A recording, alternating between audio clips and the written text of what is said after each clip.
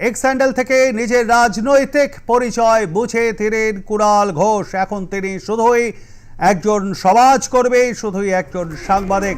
তৃণমূলের অন্দরে স্বভাবতই একটা জোর জল্পনা শুরু হয়ে গিয়েছে। আপনাদেরকে আরও একবার জানিয়ে রাখি, তৃণমূলের অন্দরে জোর জল্পনা। নিজের এক্স হ্যান্ডেল থেকে মুছে দিলেন তৃণমূল কংগ্রেসের নাম মুছে দিলেন, একই সঙ্গে নিজেকে যে তিনি মুখপাত্র ছিলেন দলের, সেটাও শুধুই একজন সমাজকর্মী এবং শুধুই একজন সাংবাদিক। কেন? আমরা এ বিষয়ে বিস্তারিত জানবো। আমাদের সঙ্গে রয়েছেন আমাদের প্রতিনিধি সঞ্জু সোর। সঞ্জু, কোথাও কি একটা অভিমানের সুর? দেখো, অভিমান কি রাগ, সেই বিষয়টা খুব ভালো বলতে পারবেন কুণাল ঘোষ, যদিও তিনি এই মুহূর্তে কোনো ফোন ধরছেন না বা কোনো মেসেজের উত্তর দিচ্ছেন না।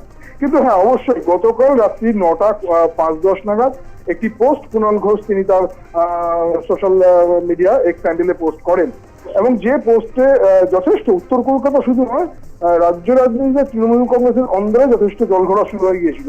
কারণ কুণাল ঘোষ নাম না করে এমন কিছু ইঙ্গিত করেছিলেন সেই পোস্ট, যাতে পরিষ্কার মনে হচ্ছিল যে তিনি যে বাসস্থান যে এলাকায়, সেই এলাকার কোনো উচ্চ পদে বা শীর্ষ পদে থাকা তৃণমূল সাংসদের নাম করেই বা তৃণমূল সাংসদকে উদ্দেশ্য করেই এই পোস্ট করেছেন, এবং তার পোস্টও যথেষ্ট শ্লেষাত্মক ছিল।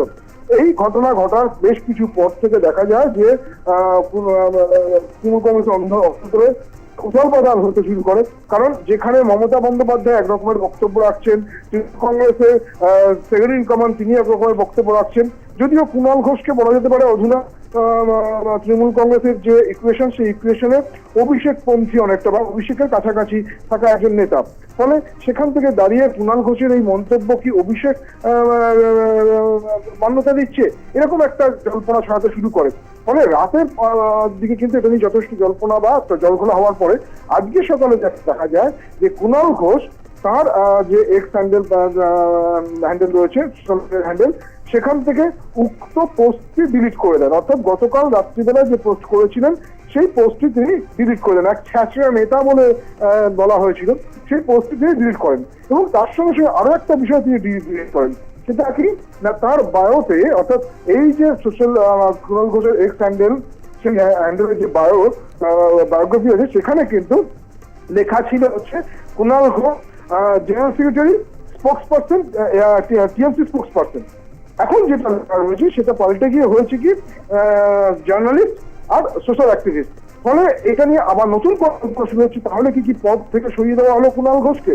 তাহলে কি কুণাল ঘোষ সঙ্গে দলের একটা বড় রকমের রাগারাগির জায়গা চলে এসছে, নাকি শুধুই অভিমান? যদিও অনেকেই মনে করছেন যেটা একেবারেই অভিমান বশত কুণাল ঘোষ চাকরি করেছেন, হয়তো আজকের বেলার দিকে বা দু একদিনের মধ্যেই তিনি এটা আবার ফিরিয়ে নেবেন, নতুন করে তার যে পুরনো বায়ো, সেই বায়ো আবার ফিরে আসতে পারে। তো যাই হোক, লোকসভা নির্বাচনের আগে কুণাল ঘোষ দেখো দীর্ঘদিন ধরে কিন্তু উত্তর কলকাতার এই তৃণমূল সাংসদকে নিয়ে তিনি তার খুল্লা বক্তব্য পেশ করেছেন। শুধুমাত্র কুণাল ঘোষ নয়, আমরা তাপস রায়কেও দেখেছি। আমি পরিষ্কার করে বলছি, উত্তর কলকাতার তৃণমূল কংগ্রেসের সাংসদ সুদীপ বন্দ্যোপাধ্যায়কে নিয়ে দলেরই অভ্যন্তরে এরকম সমস্যা রয়েছে, এবং সেই জায়গা থেকে দাঁড়িয়ে এর আগেও বেশ কিছু ক্ষেত্রে উত্তর কলকাতারই কখনো কোনো রক্তদান শিবিরে বা কখনো কোনো পুজোর মণ্ডপে বা কোনো আনুষ্ঠানিক জায়গায় গিয়ে কুণাল ঘোষ বা তাপস রায়রা সুদীপ বন্দ্যোপাধ্যায়ের বিরুদ্ধে কথা বলেছেন। কাল রাত্রের পোস্ট পর আজকে কুণাল ঘোষের এরকম বায়ো থেকে পরিচয় পাল্টে দেওয়া, এটা কিন্তু যথেষ্ট ইঙ্গিতপূর্ণ। হ্যাঁ, তুমি প্রথমেই যে প্রশ্নটা করেছিলে যে অভিমান কিনা, হতেই পারে অভিমান, দলের প্রতি অভিমান থেকে কুণাল ঘোষ এটা করতেই পারে। হয়তো গতকাল রাত্রিবেলা তার এই পোস্টের পর কিছু তর্ক বিতর্ক হয়েছে, কিছু কিছু তিরস্কার হয়তো জুটেছে। সেক্ষেত্রে আজ সকালে কুণাল ঘোষ বর্ষিয়ান মানুষ, দীর্ঘদিন সাংবাদিকতা করেছে এবং দীর্ঘদিন এই দলটার সঙ্গে জড়িত আছেন। ফলে সেখান থেকে তার হয়তো কিছু অভিমান হয়ে থাকতে পারে, এবং সেই অভিমান থেকে তিনি যদি এটা করছেন। আমি আবার একবার বলছি যে এই মুহূর্তে কিন্তু কুণাল ঘোষ তিনি না ফোন ধরছেন, না কোনো মেসেজের উত্তর দিচ্ছেন। ফলে কেন, এটা কি সত্যি তার অভিমান বশত কিনা, তার উত্তর এই মুহূর্তে দেওয়া কিছুটা অবশ্যই কঠিন, যতক্ষণ না কুণাল ঘোষ তিনি নিজে এর সপক্ষে কিছু বলছেন। ধন্যবাদ আমাদের সঙ্গে থাকবার জন্য সঞ্জু। কথা বলছিলাম আমাদের প্রতিনিধি সঞ্জু সুরের সঙ্গে।